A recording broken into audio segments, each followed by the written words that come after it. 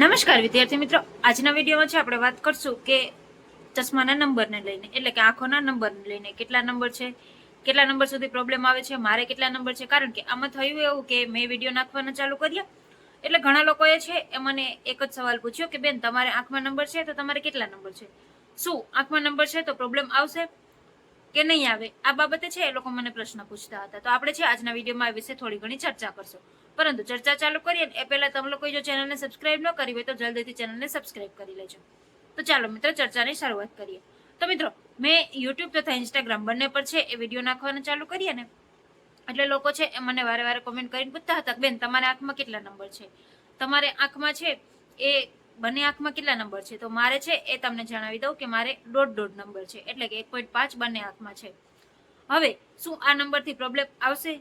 તો મિત્રો, જો ગયા વખતેની ગાઈડલાઇન્સ હતી ને એ પ્રમાણે આપણે જોઈએ પોલીસ ભરતીમાં, તો એ લોકોએ 2.5 નંબર સુધી છે એ ચલાવ્યું હતું અને 6x6 વિઝન હતું તો એ લોકોએ ચલાવી લીધું હતું. પણ 2.5 નંબરથી જે લોકોને વધારે હતા એ લોકોને ઓપરેશન કરાવવાનું કીધું હતું. એટલે મને તો છે દોઢ નંબર છે. એટલે મેં વિચાર્યું કે જ્યારે છે એ ભરતી આવશે અને જો એ લોકો છે મેડિકલમાં કંઈ પણ પ્રોબ્લેમ કહેશે કે બેન આ ક્યાં વાંધો છે ને તમારે છે ઓપરેશન કરાવવું પડશે, આટલા નંબર નહીં ચાલે, તો જ મેં કીધું ઓપરેશન કરાવવું. બાકી અત્યારથી છે એનું ઓપરેશન નથી કરાવવું કે એનું કોઈ ટ્રીટમેન્ટ છે એ નથી કરાવવું.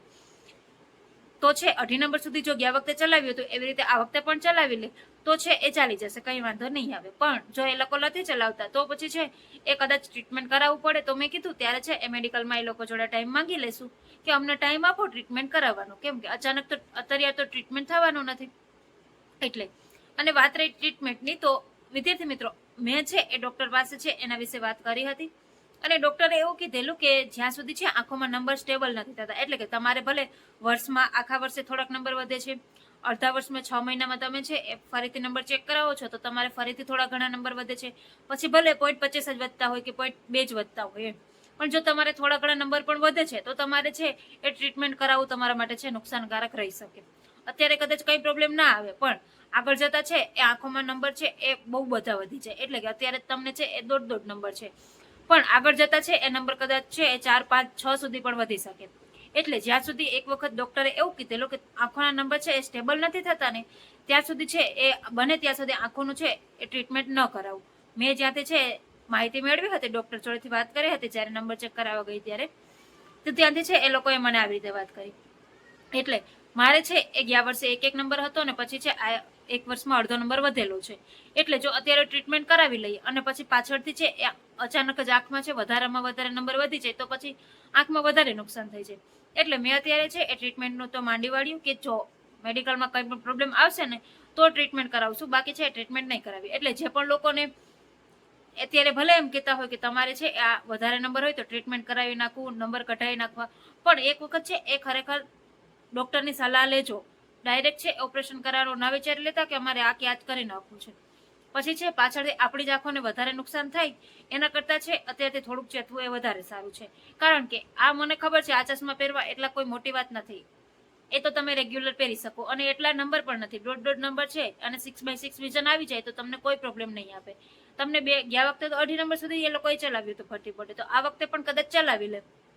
એટલે જો તમારા લોકોને છે એ બહુ વધારે નંબર છે, 5-6 નંબર છે ને તમને સાવ દેખાતું નથી, તો ટ્રીટમેન્ટ સુધી તમે જઈ શકો છો, એ બાજુ તમે જઈ શકો છો. બાકી અત્યારે છે એ મને નથી લાગતું કે હું ટ્રીટમેન્ટ કરાવું, કારણ કે મેં ડૉક્ટરને વાત કરી હતી ને ડૉક્ટરે એવું કીધું નંબર જ્યાં સુધી છે એ સ્ટેબલ નહીં થાય ત્યાં સુધી છે એ તમે ટ્રીટમેન્ટ કરાવશો ને, કદાચ અત્યારે તમે છે તમારી જરૂર છે ને તમે ટ્રીટમેન્ટ કરાવી લ્યો છો તો પણ તમને છે પાછળથી નુકસાન આવશે. અને એ ખુદ ડૉક્ટરને છે એ ચશ્મા હતા, એટલે મને લાગ્યું કે જો ડૉક્ટરને ખુદને ચશ્મા છે ને ખુદ એ પોતાની રીતે જ નથી કાઢતા તો પછી આપણે છે આવા રિસ્ક ન લેવાય. ખાલી એમથી આંખો બગડે અને આખી જિંદગીનો છે એ સવાલ હોય તો છે આવા રિસ્ક ન લેવાય. જો ભરતી બોર્ડ કહેશે, જો ડૉક્ટર છે એ ચલાવી લેશે દોઢ નંબર સાથે ચશ્મા તો ચાલી જશે, બાકી જો ભરતી બોર્ડ કહેશે તો પછી છે એ કંઈક આગળ વિચારશું. એટલે મારે તો આ ચશ્માને લઈને આ વાત હતી. તમારે લોકોને જો બહુ વધારે નંબર હોય તો પછી તમે એક વખત ડૉક્ટરની સલાહ લઈ લેજો. વધારે નંબર હોય ને બહુ સારા માર્ક્સ થતા હોય ને કન્ફર્મ જ હોય તો પછી તમે છે એ ડૉક્ટરની સલાહ લઈ લેજો. કારણ કે અમે એ લોકો છે જ્યારે પણ ડીવી કરાવવા રાજકોટ ગયા હતા તો ત્યાં એક કોન્સ્ટેબલ હતા, એમની જોડે અમારી વાત થઈ ને એમણે કીધું હતું કે મારે 5-5 નંબર હતા, ગઈ ભરતીમાં એ લાગ્યા હતા અને ત્યારે છે એ મારે નંબર કઢાવવા પડ્યા હતા, મારે ઓપરેશન કરાવવું પડ્યું હતું. એટલે આટલા વધારે નંબર હોય તો એ લોકો મે બી કઢાવવાનું કહે છે, પણ ઓછા નંબર હોય તો એ લોકો ચલાવી લે છે. એટલે તમે છે એક વખત જ્યાં સુધી છે જે લોકોને 3-4 નંબર છે એવા લોકોની વાત નથી, પરંતુ જે લોકોને 1, 1.5, 2 સુધી નંબર હોય ને એ લોકો જ્યાં સુધી છે એ કોઈ નોટિફિકેશન નથી આવતું ને ત્યાં સુધી છે તમારો સમય છે એ જાળવી રાખજો. તમે લોકો છે ત્યાં સુધી શાંતિ રાખીને બેસી જજો, કારણ કે પાછળથી છે આંખોમાં વધારે નુકસાન થાય એના કરતાં અત્યારે છે થોડુંક ચેતવું વધારે સારું. બાકી આ બાબતે તમારે કોઈ પણ પ્રશ્ન હોય તો કોમેન્ટમાં જરૂરથી પૂછજો. અને જો માહિતી સારી લાગી હોય તો પછી વિડીયોને લાઈક શેર કરી દેજો, અને ચેનલને હજુ સુધી સબસ્ક્રાઇબ ના કરી હોય તો જલ્દીથી ચેનલને સબસ્ક્રાઇબ કરી લેજો.